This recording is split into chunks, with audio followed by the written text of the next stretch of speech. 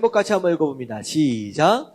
은혜를 구한 한나의 기도. 자, 1번 보니까 곤고한 여인 한나. 자, 곤고하다라고 하는 것은 무슨 뜻이에요? 힘들어요, 어려워요, 괴로워요, 무엇인가가 부족해요. 하지만 그것을 얻어낼 수 있는 방법 자체가 없습니다. 괴롭습니다. 그냥 마음만 아플 뿐이에요. 그런 상황 가운데에서의 한나가 있었다라고 하는 거예요. 자, 밑에 한번 읽어볼게요. 한나는 시작. 한나는 참으로 공고한 여인입니다. 아이를 못 낳는 데다가 그것을 약점 삼아 괴롭히는 잔인한 둘째 부인이 있었기 때문입니다. 그러나 무엇보다 그녀의 마음을 괴롭게 하는 것은 잉태치 못하는 것을 하나님께 버림받은 증거로 간주하는 당대의 분위기였습니다. 자, 아까쯤에 우리가 살펴봤던 내용과 조금 연관이 있는데 결국 메시아는 누구의 후손으로 오신다? 여자의 후손으로 오신다. 그래서 이스라엘 백성들은요, 우리나라 사람들보다 훨씬 더 남아선언 사상이 굉장히 셉니다. 그래서 우리나라 사람은 그냥 대를 잇기 위해서 남자를 낳아요. 심지어는 여자가 들어왔는데 남자를 못 낳으면, 남자아이를 못 낳으면 뭐라도 해가지고라도, 심지어는 섭이라도 들여서라도 어떻게 해서든 애를 낳아요. 근데 이스라엘 백성들은요, 우리가 생각하는 그 이상일 것이에요. 왜냐하면 여자의 후손으로 메시아가 오기 때문에 어떻게 해서든 남자를 낳아야 됩니다. 더군다나 그런 얘기 있죠. 큰 아들이 결혼했는데 죽어가지고 애를 못 낳으면 작은 아들이라도 들어가가지고 어떻게 해서든 아들을 낳아야 돼요. 그러니까 이거는 어떻게 보면 오늘날 우리가 도덕적으로 생각할 때 말이 안 되는 이런 결혼 형태잖아요. 근데 그만큼 아들을 낳는다라고 하는 건 굉장히 중요한데, 이 사람은요, 아들을 못 낳았어요. 아예 자식을 못 낳았어요. 근데 둘째 부인이 들어오더니만 이 둘째 부인은 참 희한하게 아들을 순풍순풍 잘 낳는 거예요. 그러니까 얼마나 마음이 아픕니까? 근데 마음이 아픈 것도 정말 쉽지가 않은데, 이 둘째 부인이 아들 못 낳는다고, 애 못 낳는다고 계속 괴롭히는 거예요. 그러니까 너무 힘든 거죠. 정말로 가정생활도 완전히 그렇게 되고, 실제로 아들을 못 낳는다라고 하는 것 자체가 하나님으로부터 저주를 받은 몸이다라고 하는 그런 문화적인 그런 인식이 있었기 때문에 오히려 그것 때문에도 마음이 너무 아팠다라고 하는 거예요. 자, 그래서 한나는 이 같은 곤고함 앞에서 여호와께 나아가고 있습니다. 자, 이런 힘든 과정 가운데서 한나가 했던 일이 무엇이냐? 누구에게 나갔어요? 하나님께 나아갔다라고 하는 거예요. 자, 사무엘상 1장 10절부터 11절까지 말씀 한번 읽어봅니다. 시작. 한나가 마음이 괴로워서 여호와께 기도하고 통곡하며 서원하여 이르되, 만군의 여호와여, 만일 주의 여종의 고통을 돌보시고 나를 기억하사 주의 여종을 잊지 아니하시고 주의 여종에게 아들을 주시면 내가 그의 평생에 그를 여호와께 드리고 삭도를 그의 머리에 대지 아니하겠나이다. 자, 어떻게 됐느냐? 하나님께 기도했습니다. 그리고 뭐 하면서 기도했어요? 통곡했다. 엄청 울면서 정말로 간절하게 기도했다는 거예요. 정말 여러분들이 정말 원하시는 게 있다라고 한다면, 정말로 그런 것에 대한 간절함이 있다라고 한다면, 때로는 이렇게 눈물까지도 흘릴 수 있으면 좋겠다라는 생각이 들어요. 그렇게 정말로 간절하게 기도했어요. 그리고 무엇과 더불어? 서원과 더불어. 하나님, 정말로 하나님이 응답해 주시면 이렇게 내가 약속하겠습니다라고 하는 거. 사실은 이제 신약 시대에 넘어와서는 이 서원 기도에 대해서 오히려 예수님께서는 하지 못하도록 이제 하십니다. 왜냐하면 무엇 때문에? 사람은 약속을 지킬 만한 능력이 없기 때문에. 그렇잖아요. 내일일도 알지 못하는 게 인간의 한계입니다. 근데 하나님 앞에 무슨 약속을 어떻게 지키겠다라고 약속을 하겠느냐라고 하는 거예요. 그래서 신약시대로 넘어오면 네가 할 수 있는 지금의 그 일을 지금 하라라는 쪽으로 가요. 가다 하면 가고 아니다라고만 하지 말고 그런 식으로 이제 끌려가는데, 이제 구약시대에 보면 정말로 간절할 때 하나님 약속을 지키겠습니다라고 하는 그런 마음으로 서원 기도를 이제 종종 하게 돼요. 그래서 그런 마음으로 기도해요. 그래서 하나님, 나를 불쌍히 여겨주세요. 내 고통을 덜어주세요. 그리고 나서 무슨 기도를 하느냐? 하나님 주시면 어떻게 하시겠다? 그 아들을 하나님 앞에 드리겠다. 그리고 나서 그 머리에 삭도를 대지 않는다, 머리를 자르지 않는다라고 하는 것은 특별히 이스라엘 전통 가운데 나시린이라고 하는 게 있어요. 구별되었다라고 하는 그런 구별된 사람으로서 하나님 앞에 아름답게 쓰임받도록 미리 어렸을 때부터 구별하는 존재입니다. 그래서 나스린처럼 머리에 손을 대지 않을 것이다 라고 약속을 합니다. 자, 그리고 나서 그 뒤에 한번 읽어볼게요. 한나는 시작.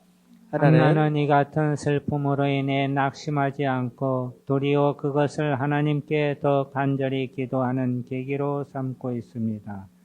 그리고 하나님께 버림받은 삶이 아니라 하나님을 위해 헌신할 수 있는 삶이 되기를 간구하고 있습니다. 자, 지금 제가 뒤에 보면요. 한편 한나의 심정을 토로하는 간절한 기도를 드릴 때 엘리 대제사장은 오해로 인해 다음과 같이 책망했습니다. 엘리가 그에게 이르되 내가 언제까지 취하여 있겠느냐, 포도주를 끊으라 하니, 자, 어떻게 됐어요? 얼마나 기도를 열심히 하고 간절히 하고 통곡하고 그랬으면 마치 술에 취해 있는 것처럼 그렇게 기도했다라고 하는 거예요. 자, 보통 사람은 공고한 자의 사정을 멸시하거나 듣기 싫어합니다. 그러나 하나님은 결코 그렇지 않습니다. 자, 보면 시편 22편 24절 같이 한번 읽어볼게요. 시작. 그는 공고한 자의 권고를 멸시하거나 싫어하지 아니하시며 그의 얼굴을 그에게서 숨기지 아니하시고 그가 울부짖을 때에 들으셨도다. 자, 하나님은 우리의 기도를 어떻게 하신다? 들으신다라고 하는 거예요. 우리 마음에 어떤 아픔이 있고 어떤 슬픔이 있고 어떤 괴로움이 있는지 하나님은 관심이 있으시다라고 하는 거예요. 사람들은 그렇지 않아요. 내 문제만 문제예요. 다른 사람 문제는 별로 관심이 없습니다. 그래서 누가 지금 이렇게 얘기하면 그렇잖아요. 예수님 시대에도 눈 못 본 소경이 그렇게 소리를 지르는데 사람들은 뭐라 그래요? 조용해라 라고 얘기를 하는 거예요. 지금 이 사람은 눈 뜨기 위해서 정말로 간절하게 그렇게 외치는데 사람들은 그 사람이 눈을 뜨든 말든 상관이 없어요. 그냥 자기네들 신기한 거 보고 신기한 말씀 듣고 오히려 자기 병 고침 받는 거에 관심이 있지 남 병 고침 받는 거 관심 없다. 근데 하나님은 어떤 분이시냐? 그 누구의 기도에도 그 누구의 곤고함에도 관심이 있으시고 그걸 들으시려고 하는 분이다라고 하는 거. 그렇기 때문에 어떤 아픔이 있던 어떤 슬픔이 있던 하나님 앞에 가지고 나갈 수 있다라고 한다면 하나님이 들으신다라고 하는 거. 우리가 기억해야 될 줄로 믿습니다. 자, 2번을 보니까 자, 무엇을 구한 한나였나? 은혜를 구한 한나였다는 거예요. 한나가 구했던 것이 은혜였다라고 하는 거예요. 자, 뒤늦게 한나의 사정을 알게 된 엘리는 하나님께서 그녀의 구하는 것을 허락하기를 축원하였습니다. 그때 한나는 다음과 같은 말로 대답했습니다. 사무엘상 1장 18절 말씀 한번 읽어볼게요. 시작. 이르되 당신의 여종이 당신께 은혜 입기를 원하나이다 하고 가서 먹고 얼굴에 다시는 금신빛이 없더라. 자, 은혜를 입기 원합니다. 자, 하나님 앞에서 그렇게 얘기를 했어요. 엘리 제사장 앞에서. 자, 그랬더니 자, 밑에 은혜라는 단어를 이제 설명을 하는 내용이 나옵니다. 제가 한번 말씀드렸던 것 같아요. 자, 같이 읽을게요. 시작. 은혜란 받을 자격 없는 자에게 거저 주시는 하나님의 선물을 말하는 것입니다. 그러므로 한나는 하나님 앞에서 자신이 자녀 축복을 받을 어떤 자격도 없음을 아뢰면서 동시에 하나님의 선물로 귀한 자녀 주시기를 간구하고 있는 것입니다. 하나님은 이 같은 한나의 기도를 들으시고 아들을 주셨습니다. 사무엘은 하나님께서 들으셨다라는 의미입니다. 자, 그래서 이제 은혜 받을 만한 자격이 없는데 하나님이 선물로 주셨다라고 하는 거예요. 결국은 한나 안 주셔도 그만이거든요. 그렇게 사실 한나가 받을 만한 대단한 뭘 한 것이 아니잖아요. 근데 하나님 나를 불쌍히 여기셔서 나는 비록 자격이 없지만 하나님 은혜를 내려주세요 해서 그 은혜를 입은 거예요. 근데 결국은 은혜를 입고 나니까 사무엘이라고 하는 이름을 붙여줍니다. 그랬을 때 그 사무엘의 뜻이 무슨 뜻이에요? 하나님께서 들으셨다. 결국은 하나님이 응답해 주셨다라고 하는 그런 내용으로 이제 이렇게 됩니다. 자, 그리고 나서 사실 은혜를 구하는 기도는 하나님의 보좌를 움직이는 능력 있는 기도입니다. 왜냐하면 그것은 하나님의 성품에 꼭 맞는 기도이기 때문입니다. 자, 그래서 시편 말씀이 나오는데 145편 8절 말씀 같이 한번 읽어봅니다. 시작. 여호와는 은혜로우시며 긍휼이 많으시며 노하기를 더디하시며 인자하심이 크시도다. 자, 하나님의 성품 가운데 들어있는 그것이 무엇이냐? 은혜예요. 하나님은 은혜를 베푸시기 원하시는 분이다라고 하는 거. 그리고 시편 145편 17절도 보니까 여호와께서는 그 모든 행위에 의로우시며 그 모든 일에 은혜로우시도다. 하나님은 불쌍한 사람들 불쌍히 여기시고 그들에게 필요한 것이 무엇인지 아시고 그것들을 은혜롭게 베풀어 주시기 원하시는 분이다라고 하는 거. 그래서 한나가 구한 것이 무엇이냐? 은혜입니다. 어떻게 보면 하나님 내가 이거 했으니까 내가 뭐 했으니까 하나님 주셔야지요. 이렇게 나가는 모습이 아니라는 거예요. 오히려 하나님 나는 부족한데 받을 만한 자격이 없는데 하나님 나를 긍휼히 여기셔서 하나님 은혜를 베풀어 주시옵소서라고 하는 그런 마음의 자세, 그런 겸손한 모습이 오히려 하나님의 마음을 감동시킨다라고 하는 거. 하나님의 마음을 감동시킨다라고 하는 거. 중요한 건 하나님을 감동시키면 돼요. 저는 신앙생활 하면서 가장 중요한 것이 무엇이냐? 하나님을 감동시키면 그 인생은 이미 끝난 것이 아니냐라는 생각이 들어요. 하나님만 감동시키면. 근데 여러분들 어쩔 때 감동이 돼요? 감동. 이거 굉장히 중요한 단어인데 여기 옆에다 적어보세요. 감동. 감동. 여러분들 어쩔 때 감동을 받습니까? 얘기 좀 해보세요. 어쩔 때 감동을 받아요? 예상치 못한 것을 받았을 때 감동을 해요. 어떻게 이런 걸 준비했지? 어떻게 이렇게 나를 어떻게 이렇게 대해줬지? 이런 거 있잖아요. 생각하지도 못했던 거예요. 생각하지도 못했는 거예요. 그러니까 다시 말하면 그런 거예요. 연애할 때에 남자들이 여자를 꼬시려고 하면 되게 이상한데 넘어오게 하려면 어떻게 해야 돼요? 여자를 어떻게 해서든 감동시켜야 돼요. 그러기 위해서 남자들은 엄청난 일들을 막 이게 계획하고 준비를 합니다. 일상적으로 아침에 갈 때 되면 가서 만나고 하이하고 맨날 처음처럼 똑같이 영화 보고 뭐 밥 먹고 차 마시고 영화 보고 밥 먹고 차 마시고 영화 보고 밥 먹고 차 마시고 차 마시고 영화 보고 밥 먹고 뭐 이런 식으로 한다고 생각해 보십시오. 그런 여자가 그런 남자 맨날 만나고 한 달, 두 달 지나고 맨날 똑같아요. 밥 먹고 영화 보고 차 마시고 영화 보고 밥 먹고 이게 일상이래요. 만약에 그런 남자를 한 1년 만나면 감동 받을까요? 아니요, 감동 못 받아요. 어쩔 때 여자가 감동 받아요? 생각하지도 못한 것들을 준비했을 때. 어떻게 그런 일까지 했을까라고 하는 이런 일들을 경험했을 때 그때 여자가 감동을 받습니다. 그때 여자가 감동을 받을 때 딱 프로포즈하면 넘어가는 거예요, 그냥. 그러니까 사실 하나님도 마찬가지예요. 늘상 누구나 다 할 수 있는 기도, 누구나 다 하는 신앙생활, 누구나 다 할 수 있는 어떤 그런 모습들로 하나님 앞에 항상 나아가잖아요. 여러분들 하나님 감동 못 받으세요. 하나님은 언제 감동을 받을 수 있어요? 아무나 할 수 없는 일들을 정말로 하나님 앞에 순전한 모습으로 그렇게 나아가면요, 하나님 그때 감동해요. 예를 들어 이런 거예요. 마치 무슨 자동 판매기처럼 내가 100일 동안 기도했으니까 하나님 이제 주셔야 됩니다, 이런 게 아니라 그냥 하나님 앞에 정성스럽게 그 날들을 하나하나 준비해 가는 거예요.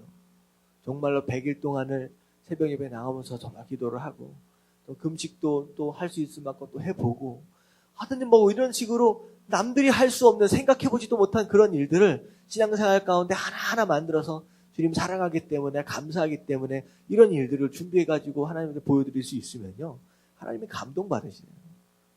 여러분들 하나님이 가장 감동받았다라고 하는 그 순간 성경 안에서 어디에서 좀 찾을 수 있을 것 같아요? 딱 떠오르는 장면이 있잖아요. 구약 성경 안에서 하나님이 엄청 감동받는 장면이 나와요. 생각이 안 나시나? 저는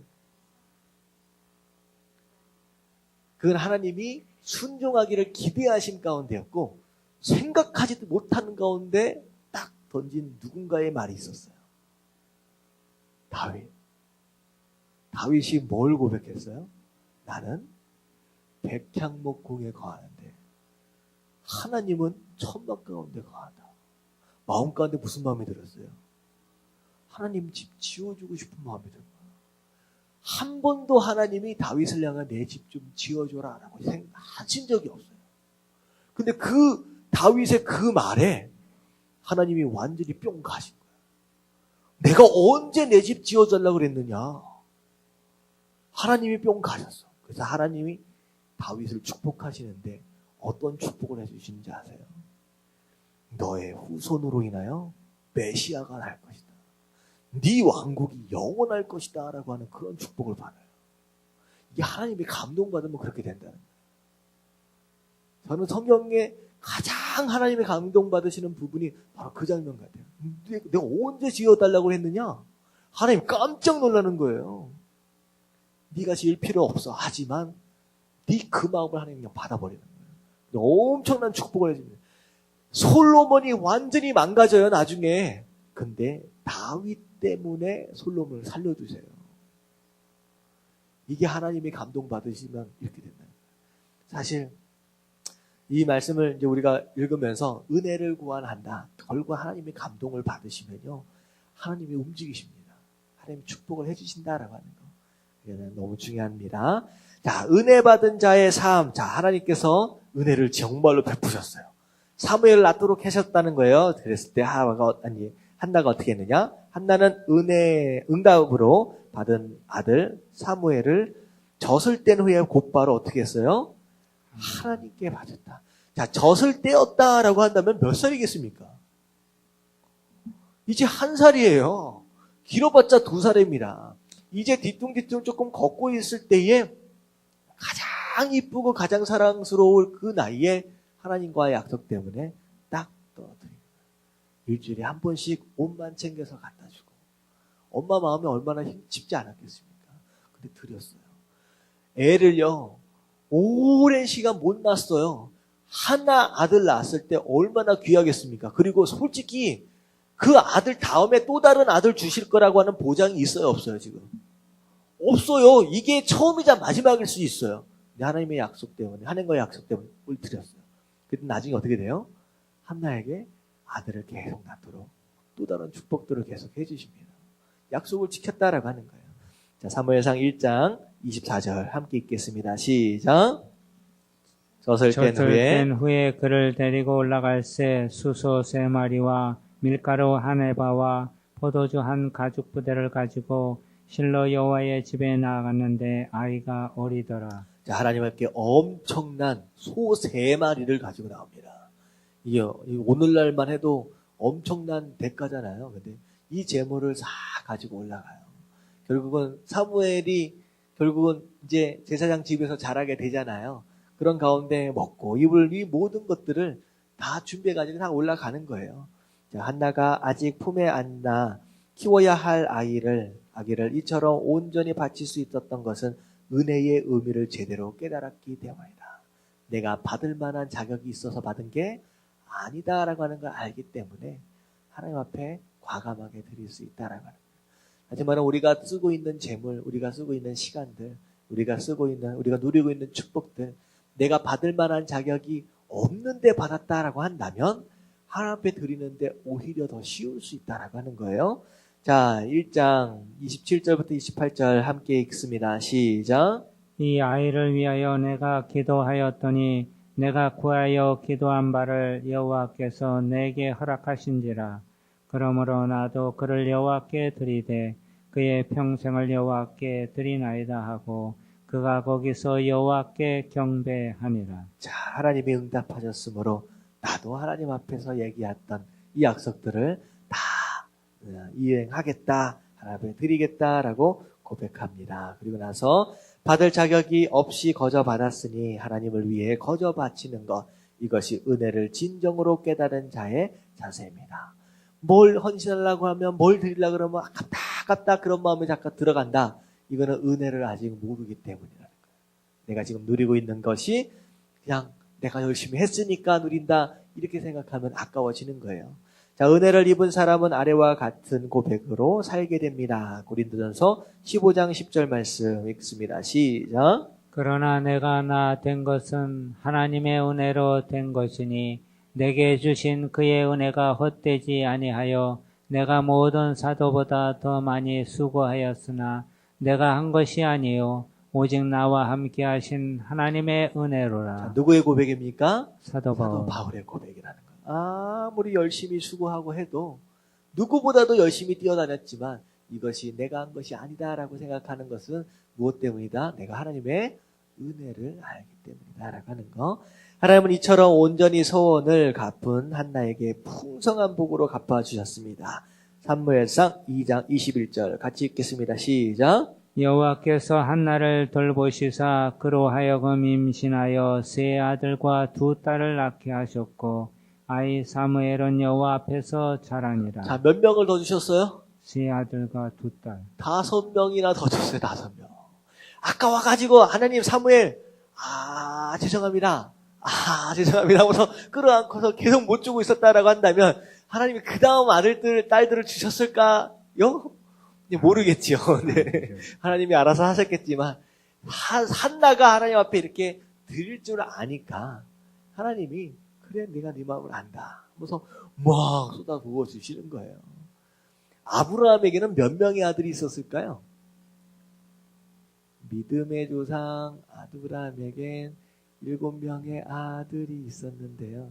나중에 이삭을 낳았잖아요. 아브라함이 이삭 뒤에도 아들을 계속 낳습니다. 네. 아들이 계속 낳아요. 그러니까 보면 이삭이 아까워가지고 못 드렸다라고 한다면 그걸로 끝이에요. 하지만 드릴 수 있으니까 하나님께서 또다시 계속 허락하시는 거예요. 자, 보면 그 다음에 또 나옵니다. 하나님의 은혜의 법칙은 자연복칙보다 위에 있습니다. 함께 계속 읽을게요. 시작. 우리의 삶이 얼마나 축복되느냐는 그에게 재능이 얼마나 있느냐의 여부가 아니라 그가 얼마나 하나님께 은혜를 받았느냐 하는 데 있습니다. 하나님은 오늘도 하나님 나라를 위해 은혜 구하는 자에게 은혜 주시기를 원하십니다. 자, 어떻게 보면 그런 거예요. 이게 자식을 낳는다, 어떤 축복이 임한다라고 했을 때 우리는 한 명도 못 낳고 제대로 못한다라고 했을 때 그 한 명이 너무나도 귀하잖아요. 근데 하나님 앞에서는요, 사실 문을 열시기 시작하면요, 쏟아주시는 분이에요. 쏟아주시는 분이에요. 그래서 이게 보면 한나도 마찬가지고, 저는 아브라함도 저는 옛날에 어렸을 때 그 얘기를 들으면서 분명히 아브라함은 이삭 하나 낳는데 왜 자꾸 7명이라 그럴까 이렇게 했는데 나중에 성경을 읽어보니까 뒤에 보니까 아브라함이 이삭 뒤에도 계속 아들들을 낳았다라는 그런 내용이 나오더라고요. 그러니까 이삭 안 나올 때 100살에 낳았잖아요. 100년 동안, 그러니까 어떻게 보면 약속받은 지 25년 동안 기다렸어요. 근데 하나님 부어주시기 시작하면요, 그냥 하나님이 알아서 하시는 거예요.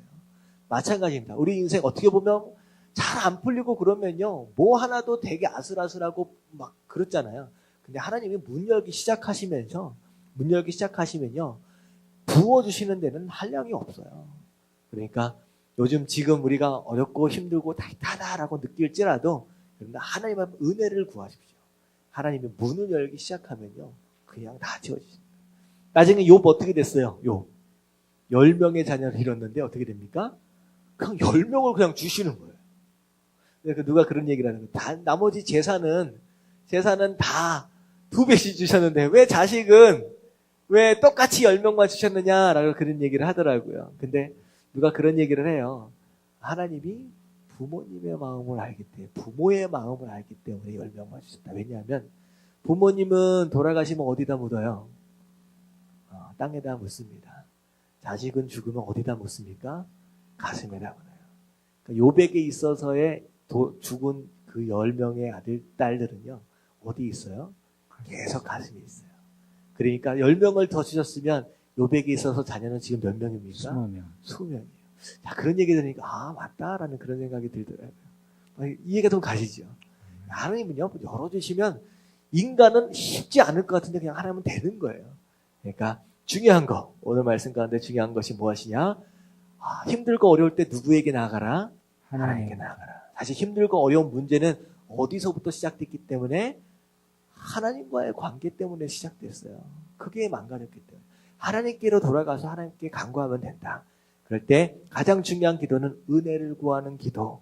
그리고 하나님 불쌍히 여겨주세요. 하나님 받을 만한 자격이 없지만 부어주세요. 은혜를 주세요. 이렇게 기도하면 분명히 응답하신다.